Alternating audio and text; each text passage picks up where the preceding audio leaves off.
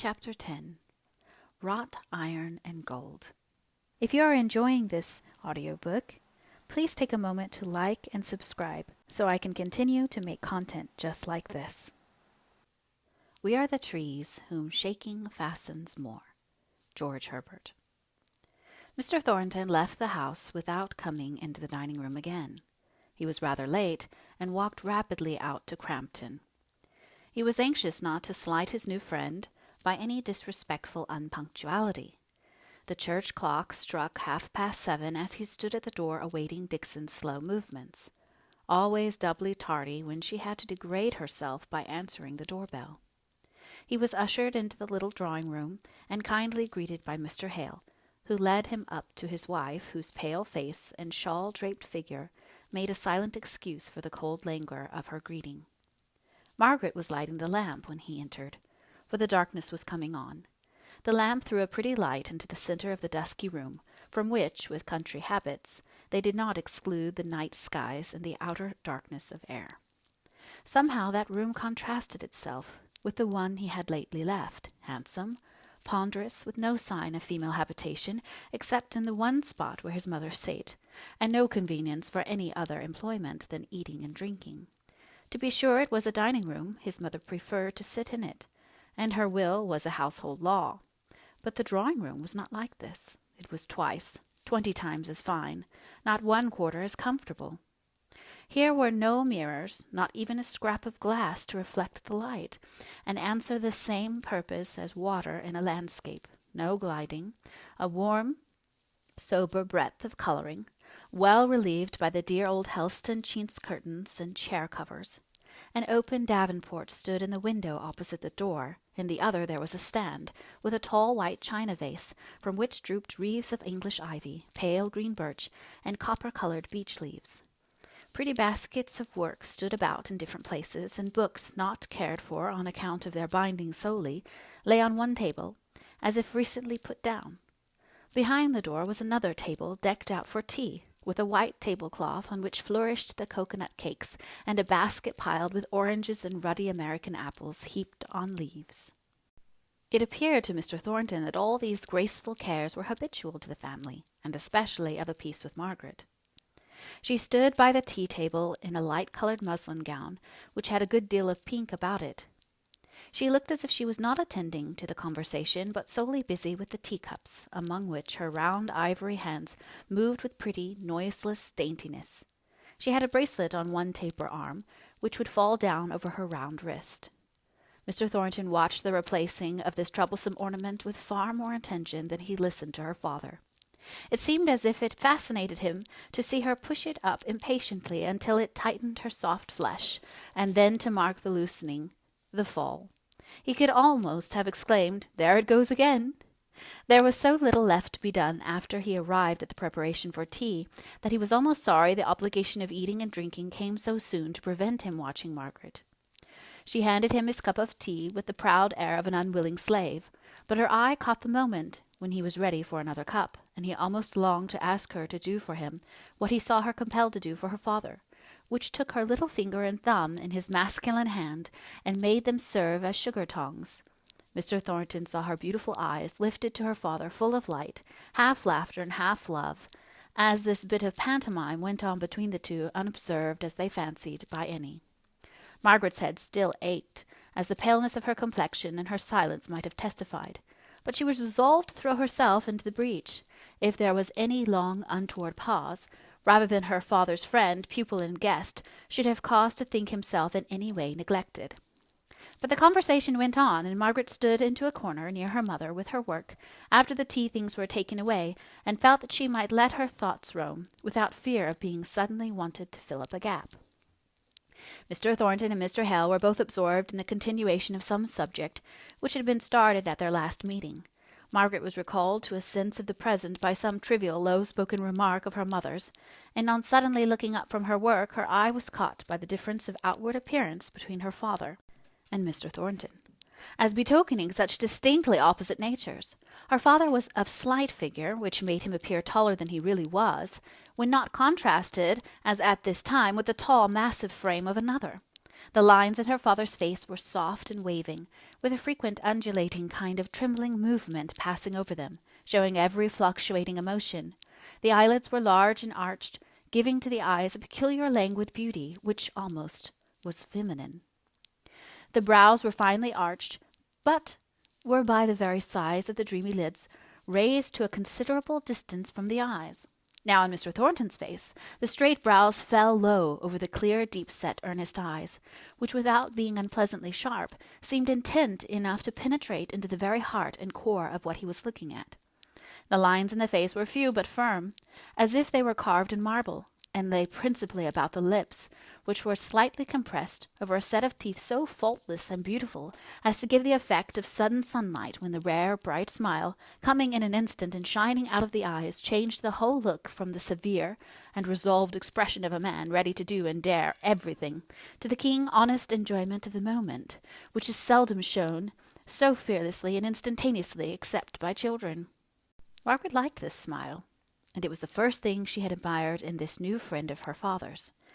And the opposition of characters shown in all these details of appearance she had just been noticing seemed to explain the attraction they evidently felt towards each other.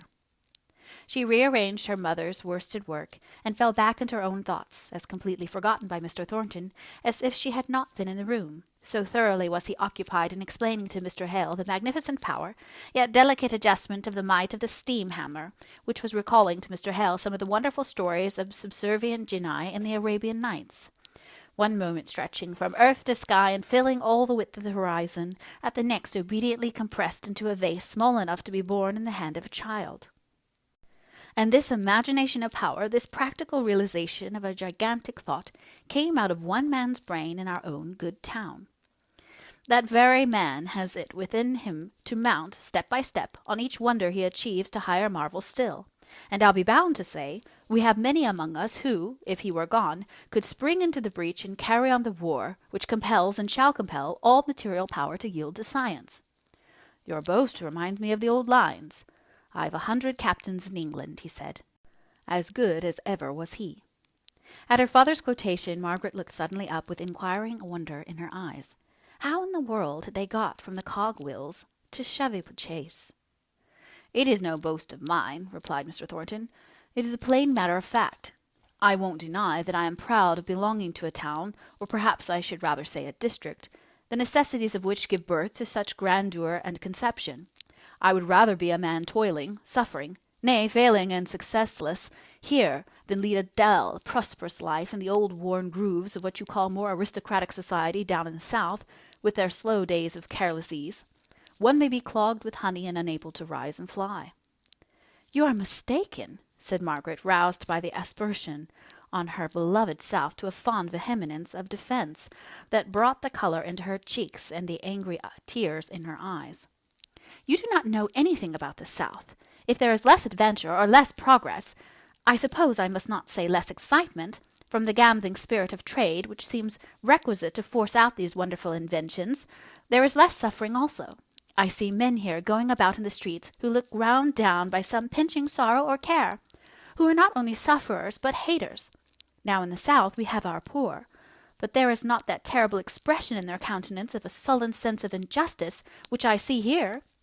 You do not know the South, Mr. Thornton, she concluded, collapsing into a determined silence and angry with herself for having said so much. And may I say you do not know the North? Asked he, with an inexpressible gentleness in his tone, as he saw that he had really hurt her.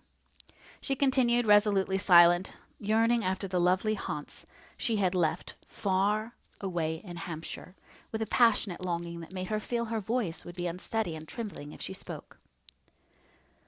At any rate, Mr. Thornton, said Mrs. Hale, you will allow that Milton is much more smoky, dirty town than you will ever meet with in the South.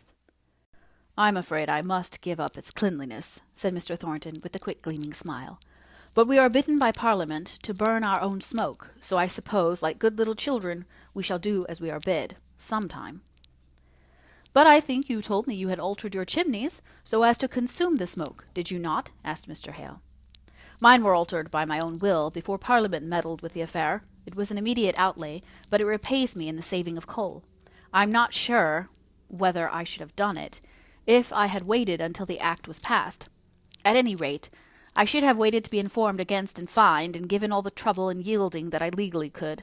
But all laws which depend for their enforcement upon informers and fines become inert from the odiousness of the machinery. I doubt if there has been a chimney in Milton informed against for 5 years past, although some are constantly sending out 1/3 of their coal in what is called here unparliamentary smoke. I only know it is impossible to keep the muslin blinds clean here above a week together, and at Helston we have had them up for a month or more, and they have not looked dirty at the end of that time.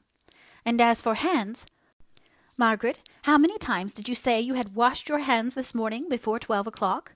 3 times, was it not? Yes, mamma.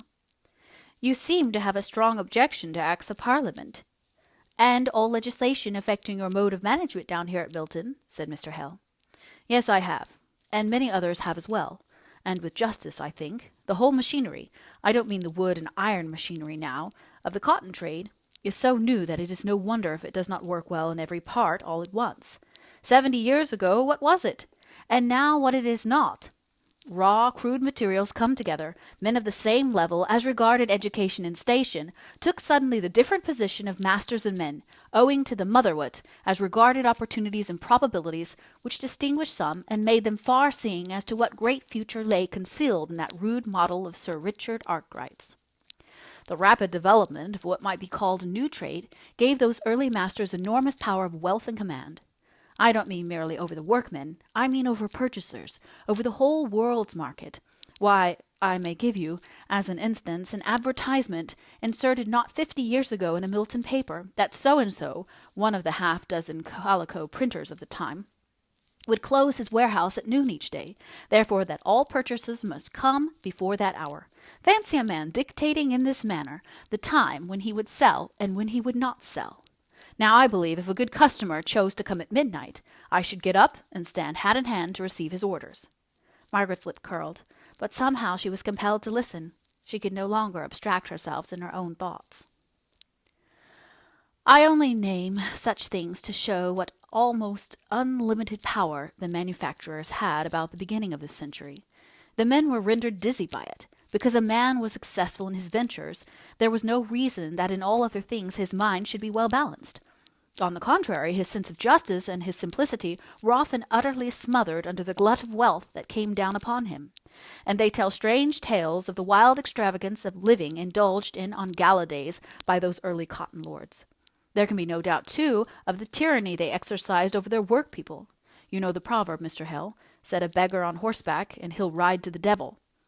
Well, some of these early manufacturers did ride to the devil in a magnificent style, crushing human bone and flesh under their horses' hoofs without remorse. But by and by came a reaction.